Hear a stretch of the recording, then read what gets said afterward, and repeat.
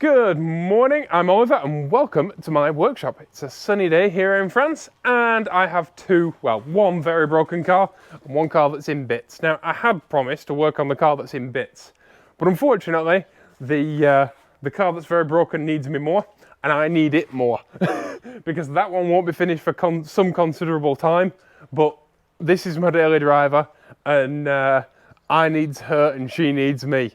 And in this case, I'm going to have to take a couple of weeks, in fact a few weeks, and get her sorted. Because in a previous video, well, not in a previous video, but actually in the past, I blew a spark plug out of the head. And so what we're going to do is we are going to put a helicoil in the head. I did plan on using my spare engine and kind of just using the head off that, but that's an earlier 425 head. It's still an 18 horse one, but this is the later improved head. You can tell that because it has big bolts there. So the new plan is going to take some considerable time and it's going to really annoy some Pandora people, but what I'm actually going to do is I'm going to do a full top end rebuild on Jolene, and then we're going to repaint the firewall and get the engine back in and get us sorted and running better than before. Because if I'm going to take it apart, I might as well put it back together better than I had it apart in the first place. And to do that, I've spent a lot of money. Let me show you some bits.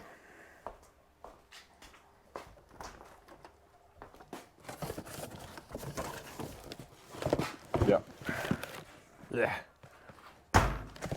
Now then, in here, and it's from CP Reader Franzon, not sponsored, but you should sponsor me, CP Reader Franzon, because I've given you that many. Well, let's face it, I've given you that much of my money, but I've also given you that much publicity. Come on, where's the love? So, in here we have a helicoil kit. I'll explain what a helicoil is and all of that in a minute, because that's what we're going to be using today. We have a piston ring compressor. We have a small brown box, and in the small brown box there is valve wrapping paste, new piston rings, the Franzon first aid kit. Thank you very much for the free first aid kit. That wasn't free because well, let's face it, I spent hundreds of euros on a free first aid kit and then got loads of bits for free. We've got new engine mounts because we need them. An invoice in a very attractive little folder. We have what looks like one of those little Nerf suction cup bow and arrow things, but it's actually a valve wrapping tool.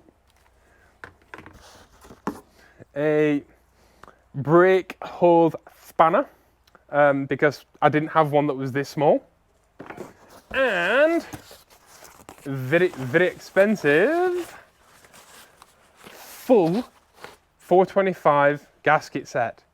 Oh, it's so pretty. No more leaks. I didn't have any leaks before, but if I didn't put it back together with all new gaskets, I would do. So this is the plan, right? I've inspected my engine in detail. I've inspected the cylinders, the bores, everything, and they are in remarkably good condition. There is no damage to the cylinders, there's no damage to the bore or the piston, right? I expected there to be a ring, because usually as your piston goes up and down, it wears, within its travel, it wears kind of wears a groove all the way around. You know, it rubs away. As if it was like sandpaper. It rubs away at the bore and you get a lip. You get a lip at the bottom and a lip at the top. There is no lip at all. Like, I've measured it with highly expensive digital instruments and it's not damaged in the slightest. It's like new. Other than the fact it could do with a little bit of a home, it's like new. So I'm not going to replace the pistons because they are proper 1960s Citroen quality, which is very, very good. And I'm not going to replace the actual cylinders because they are beautiful 1960s cylinder quality, Citroen quality. So what we're going to do is we're going to give it a full top end refresh and we're going to rehome the bores, put new piston rings in it, and then reassemble it with all its proper 1960s goodness. because there's no point replacing parts that are actually in perfect working condition and that are actually original Citroen kit. And I know people are going to say to me, why would you not just buy new cylinders and then buy new pistons? And the reason is they are 1960s Citroen quality, which is incredibly high quality. And I don't know the quality of new stuff. And when the stuff that I've got is in perfect working order, one, why spend the money? And two, you don't need to, like, if it ain't broke, don't fix it. Because we've got enough broken stuff to fix as it is without creating more problems. So we're going to do a rebuild rather than a replace, because that's what this channel is all about. You know, we are on a budget because, let's face it, it's my daily driver and I didn't plan on this breaking. But also, there's no point just throwing money at things. That's not how we solve problems because we're adults. What we're actually going to do is fix it properly, like, you know, Citroen would have back in the day. The cat can have this box later. Tell you, you buy them a load of lovely expensive 2CV parts and they just play with the box. Right. So, what is a helicoil kit? And what is a helicoil? And why do we care? Well, so the way this works is our threads in our original head are aluminium. And aluminium's really good stuff. It's really strong, it's really light, it's a really cool alloy. But over time, it age hardens and it work hardens. And what that means is, over time, it becomes more like glass and shatters.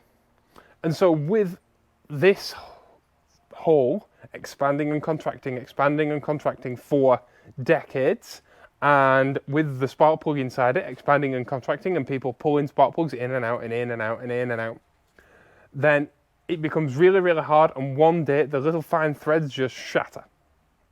So what we're going to do is we're going to replace these skinny aluminium threads with some super strong steel threads. So we have a tap, we have a helicoil tool, and various helicoils, I suppose. And that's going to replace this fragile aluminium thread with a super strong steel thread. Now this is an incredibly common thing on 2CVs, but it's common on any engine that has an alloy head. And in fact, like, you know, everything from Fiat twin cams to MX-5s, like any older car that has an alloy head, your Ferraris, everything. Nothing is immune to this. Aluminium ages and hardens. Another thing that ages and hardens is like brass and stuff like that.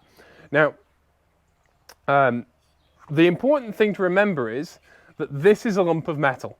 And so if it's not just a 2CV head, it's a lump of metal with a thread in it. So if you have a 2CV head, or if you have an MX-5 head, or a Fiat twin cam head, or a Lamborghini V12 head, or any aluminium head where you've bust a thread in it, even a gearbox casing, right? This is how you fit a helicoil, and this is how you fix that. And like I say, I'm not just going to do it on one side, I'm actually going to do it on both, because there's no point me tearing all of this engine apart to replace a helicoil. And of course you should take the head off because we're going to be shaving metal away. And if you shave metal away and it falls into your cylinder, now that will make you need new barrels. So we're going to do both because it's a part. And while it's a part, you know, that'd be sod's law, wouldn't it? We rebuild this one, spend loads of time making it all nice, put new piston rings in it and do a full top end rebuild, and then next week that one pops out. So instead of doing that, what we're going to do is put helicoils in both and make it nice and shiny and lovely. And it's going to take a few weeks, it's going to be a few videos, but hopefully by the end of it I'll have a fully reliable daily driver, meaning I can concentrate on Pandora. So let's get stuck in, shall we? So this fancy tap is 14mm here, and then that acts as a guide to cut out the wider thread, because a helicoil, being a piece of wire, is a full thread, it's a full tube, and so because of that it needs a bigger hole to sit in. But this kit unfortunately hasn't come with what's called a tap wrench, and the idea of a tap wrench is it allows you to hold your tap, this bit, square, which is very helpful when you're the hole for your spark plug is on a jaunty angle like this one is. Because as you can imagine, if you just tried to do it with a spanner or something, it's really easy to mess it up, basically. So you need a tap wrench. And it's a bit bad that this doesn't actually say that it doesn't come with a tap wrench. Now, this is a tap wrench. Right, this is your basic tap wrench. Unfortunately, this tap wrench is too small. Right, and it doesn't fit. So, luckily, our resident aircraft toolmaker has made me a larger tap wrench. How cool is that? Thanks, Dad. So, that fits in there, like that. Obviously, like reasonably simple to make and stuff, but how cool is that? I'm so lucky to have a father that makes stuff like that for fun. Now, and what we have to do is thread this in there. Now, like I said, this is important because, you know, start as you mean to go on. You need a really good start, and it needs to be completely square with the hole. I've just popped a spark plug in just so you can see what I'm working with here, because this is the angle that our tap needs to go in at, obviously. So that just shows you, if you're not familiar with 2CVs or 425s or whatever, I'm not sure on the spark plug angle of the 602, but yeah, it goes in at a jaunty angle. That's why it's so important for us to get it right. So we're going to lubricate our cut, of course.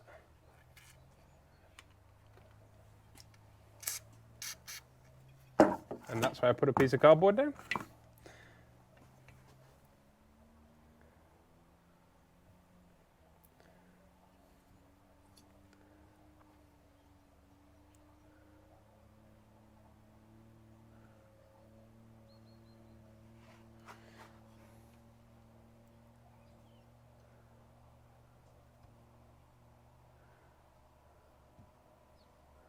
There we go. Now, obviously, this is catching here, but what we can do is take it off. And if at any point it gets like too firm to turn, we just turn it backwards half a turn, and that breaks off the piece of swarf, which is the bit of metal that it's cutting away. So we've reached a point now where we can't guide our tap any further. Now, a lazy person may just use a spanner, but I'm not going to do that. We're going to do this the right way. And that requires removing a stud, which is something that we're very good at on this channel. There'll be a link to that video up there. And probably at the end of this video as well. So don't worry about having to run off from this video in order to watch that one. Now, all you need is 2 nuts. These nuts. These are 2CV manifold nuts.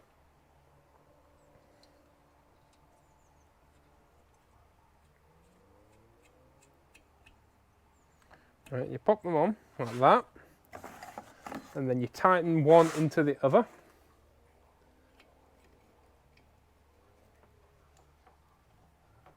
Thusly. And then you put your spanner on your bottom bolt. No. Hang on, why? That's the 13 and it's on the 12, so I'm thinking this is a bit big. Who did that? Who was it? There we go, right.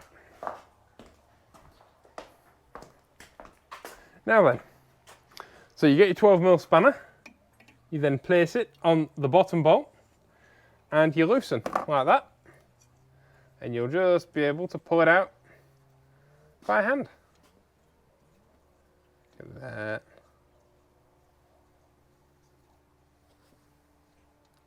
See what I mean about Citroen quality? It came out straight away. What a wonderful thing. Okay, and now we can get in with our tool. Phrasing. Shut up! This being an aluminium head, I'm very lucky because they just come out. But if this was a cast iron head, because the threads on cast iron heads can go as well, because obviously cast iron, even though cast iron doesn't age and work harder like aluminium does, it's already like glass. It's a very fragile thing, is cast iron. It's amazing. So it's just like glass, right? You can build a building out of it, you can build a bridge out of it, but hit it with a hammer and it'll shatter. It's weird stuff. but it is super strong in the stuff that it's good at. But one of the things that it's not good at is holding a thread. So this is something that you might have to do also on cast iron heads.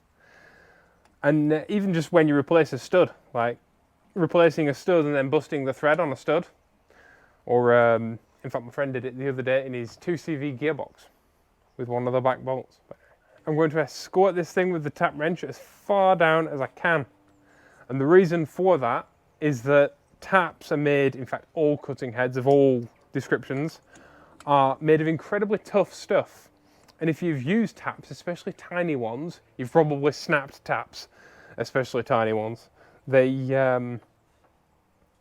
Getting them stuck can be a problem. So you want to lubricate your cut, you want to use a proper tap wrench, and you want to be very careful.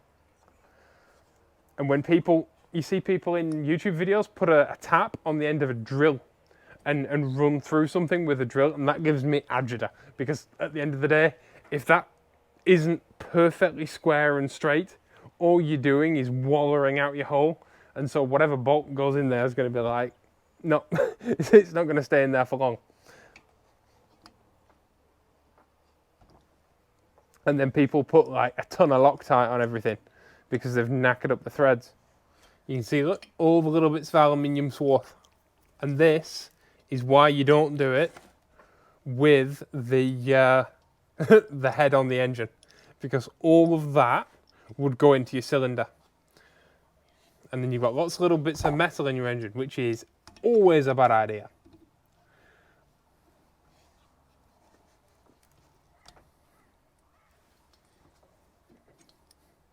Unless you don't want your engine to last, in that case, why are you fixing it? So we've now gotten to the point where I can't go any further. So what I'm using is a tiny 3/8 adapter from a socket set. And that just fits over there, because even if your socket sets are in metric, your drive sizes are all imperial. That just pops on like that. And then we'll give her a turn. And we can keep going. There we go, just for that last bit. All the way through.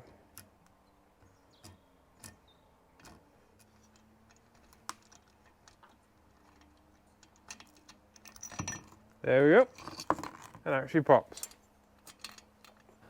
And there we go, a larger thread. Now all I have to do is get rid of all of this swarf, because we don't want any of it anywhere near anything. Before I use the airline, what I want to do is get rid of as much of it as I can, because obviously when you use an airline, it blows stuff everywhere. This is how much material would end up in your cylinder if you were to fit a helicoil without removing the head. And that's why, and this is sharp, large grains of aluminium. Once that hits your cylinder wall, it's going to stick to your cylinder wall because it's oily, get pulled up and down and absolutely ruin your engine. And that's why it's so important to take everything apart. And it gets everywhere. So that's why I've cleaned as much of it off as I can, and now I'm going to use the airline to get the rest off, just to make sure. If you're using an airline, safety glasses. The amount of time as I see people blow out like intercoolers and stuff on YouTube videos or anything with an airline and they don't have glasses on, same as going underneath a car. Like, you only get two eyes, and it takes 2 seconds to put a pair of safety glasses on. And if you blow in and it blows straight back at you and goes in your eye, yeah.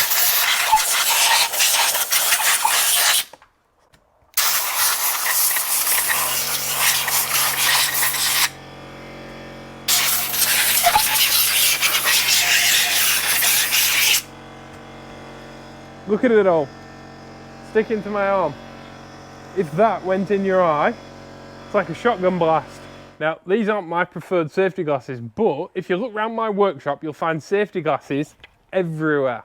And the reason is, I'm lazy, and going to get, you're in the middle of doing something, and you need safety glasses on hand. And my advice to anybody who only owns one pair of safety glasses is buy multiple pairs of safety glasses and put them all over your workshop. because I've got a piece of stainless steel in my eye, and I was wearing safety glasses at the time actually that were just really bad quality ones, and I was hanging upside down and I was using a Dremel, and a piece of stainless steel chipped off, went around the safety glasses and straight into my eye, and that involved me then going to the hospital for the rest of the day. My dad now permanently wears glasses because he got a piece of titanium in his eye. You'd think we'd learn, but it's taken two of us to actually learn this lesson. I'm not Mr. Health and Safety. I mean, I'm currently wearing clogs, for goodness sake, but this is one thing that I do not take for granted. So buy a bunch of different safety glasses, really good quality ones. My favourite ones are Bowls, which I've got somewhere, and I've got multiple pairs of those as well, but just put these everywhere. You know, they come in like the nice sleeve, and it's really good to have a nice precision pair of safety glasses for when you're doing detailed work. But at the end of the day, when you need something just to protect your eyes, you need it to be at arm's length. Otherwise, you'd end up not using them, and then you end up wearing glasses or blind in one eye or whatever. So yeah, safety glasses. Like, the amount of times I see people when a car's on a ramp and they're underneath a car working on a car and they're not wearing safety glasses. All it takes is a bit of schmutz to land in your eye. Seriously. Thanks. Oh! God, my eye! Oh, get it out! Jeez! Now then, I've said this before, but it's worth repeating. This is not a 2CV head. It is a 2CV head, but first and foremost, it's a lump of aluminium. And at the end of the day, a Ferrari engine, Lamborghini engine, 911 engine, Honda K series, like we've got currently behind Jolene, every single, it's a block of aluminium at the end of the day, or a block of cast iron. And if you're going to be building anything that you're going to take apart and put back together again that's made of either aluminium or cast iron, it should have a helicoil in it.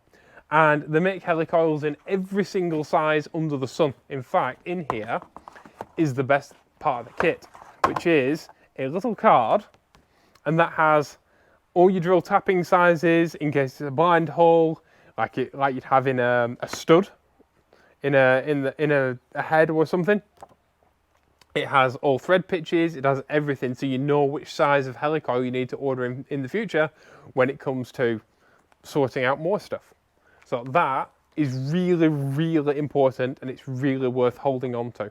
A lot of people, you know, just get instructions and like throw them in the bin, but that's something that's really worth pinning to a board or something and having safe, or even taping in the lid. Right, now we need to sort out which one we need. So now we need to thread our helicoil in. But before we do that, we need to figure out which size we need, because there's 3 different sizes with this kit. Now, if we get one of the lovely, I'm using this as demonstrator because it's a pretty plug, this Marshall. Right, if we get this one, that's way too small because you want something the length of the thread. If you get the big one and you put it, that seems ideal. However, when you look in the head of our car, you'll notice here that this part of the thread is just exposed because the spark plug goes in on an angle. If I pop it in, you can see how the spark plug goes in on an angle? And so we would have half of our helicoil sticking out. So our helicoil is square. So what we actually want is one of the medium ones, which doesn't seem long enough, but it actually is. It's just right. So we get our helicoil tool, and our helicoil tool says 14 times 125 pitch, right? That's because this tool is made specifically for these helicoils.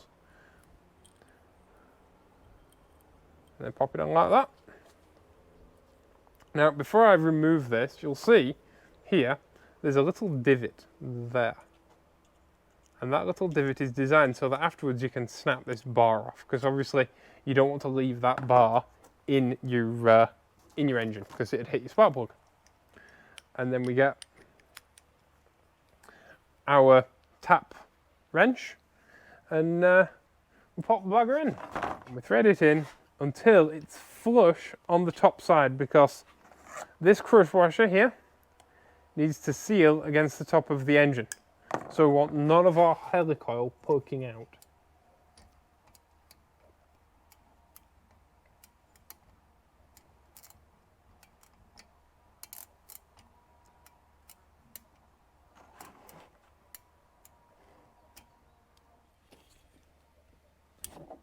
There we go. Huzzah! I was worried I was going to mess that up. So I've cleaned the thread on my spark plug, and we're just going to check that it goes in and seats nicely. Now, obviously this is a 40-year-old spark plug, and it's not staying in there. It's not going to live in there. We're going to put brand new plugs in. But just to illustrate the point, now if it was staying in there, in here, I'd say put a little bit of copper slip on them because they're old-fashioned plugs. But modern plugs say don't put copper slip on them. So I'll just say check the specifications given to you by the manufacturer. How about that? And as you can see, some of the helicoil does stick up above. But a lot of more modern spark plugs for the 2CV are slightly longer than this. And so they will come more into the combustion chamber, which is a good thing because it gives you a better burn. It's something that was improved upon from the 12 horsepower engine, because the 12 horsepower engine actually has the spark plug living in a hole. And that's not good at all. Because it can't burn your fuel when it's nowhere near it. And yes, Americans, this is technically a Hemi. It's just a really tiny Hemi. Ain't got a Hemi!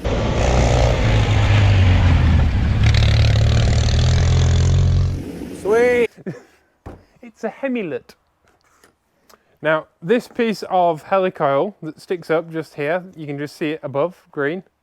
That is technically fine. However, it's going to upset my OCD. So what I'm going to do is I'm going to get the Dremel and I'm just going to remove it because it perturbs me. There we go, perfectly flush. And there we go, from a knackered head to a hardened steel thread. And that should last the rest of my lifetime, as will this helicoil kit. Now, it's about €100 for this kit, and it's not cheap, but it does come with pretty much everything you need, except for one of these. And it does come with enough helicoils to do every 2CV we own, plus some more besides. So that's a good thing. Now, you could, in theory, just, slap this back on the engine and job's a good one, but that's not how we do things around here, and you know that. So the next job will be to take the valves out, lap the valves in properly and get rid of all the carbon from the head and make sure everything's spot on. And then that way, when it all goes back together again, she should have the same power as she had the day she left the factory, because she'll have all new piston rings and stuff like that. So we are going to give her back her 18 horsepower, because trust me, when one of those ponies escapes and there's only 18 of them, you notice. People who are like, oh, I've got a 450 horsepower Dodge and my performance air filter really makes a difference. You can feel the difference in the hot air intake. But the reality is, like, if you've got 400 horsepower, you're not going to notice whether 13 comes or goes. If I lose 13 horsepower from this, what's that, 5 horsepower? Hang on, I'm not good at maths. So if you want to make sure that every single Wednesday you get a video in your subscription box for free and for nothing, click on that button there that looks like my face. It doesn't look like my face. It is my face. It's just, a slightly younger, prettier, less haggard looking my face. And there's a video there, and there for you to click on if this much of me wasn't enough. So thank you all for watching. Please be awesome to each other, and I'll see you all in the next video. Bye-bye. When you click on that button and next week. Bye.